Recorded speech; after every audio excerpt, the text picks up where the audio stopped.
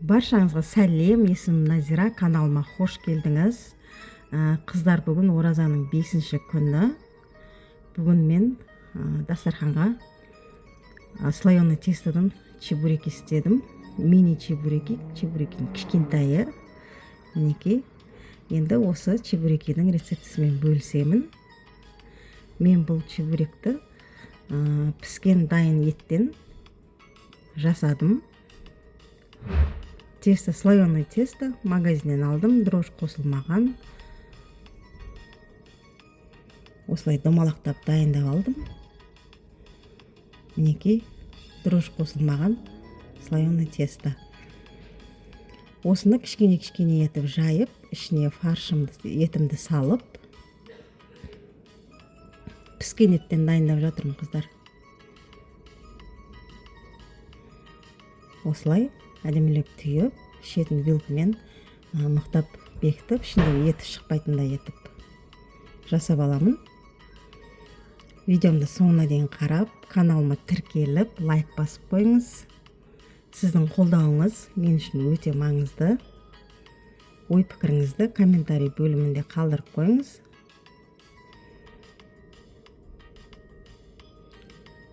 Оразаларыңыз қабыл болсын.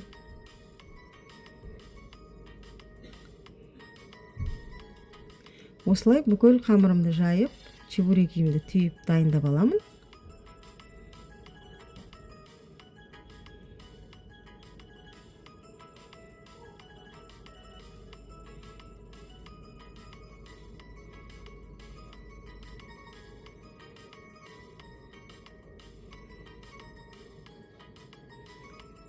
Мінекей, осылай. Егер естеріңізде болса, мен осы чебурекидің үлкенін пісіріп көрсеткен болатынмын. Каналымда оның рецептісі бар. Енді қызып тұрған майға жақсылап қуырып аламын.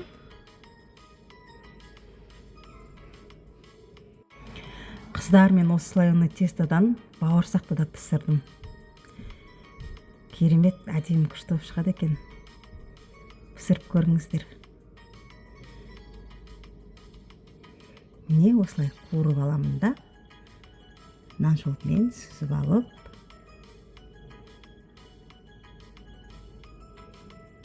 негізі слоеный тестодан чебуректі бірінші мәрте пісіріп тұрмын. Әдемі шығады екен. Пісіріп көріңіздер.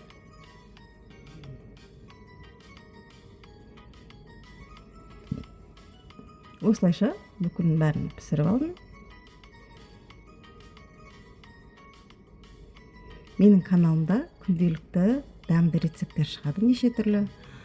Сол рецепттерді жіберіп алмас үшін төмендегі подписаться батырмасын басып, каналыма тіркеліп алыңыз. Мінекей, менің бүгінгі ауызашарға жасаған дастарханым.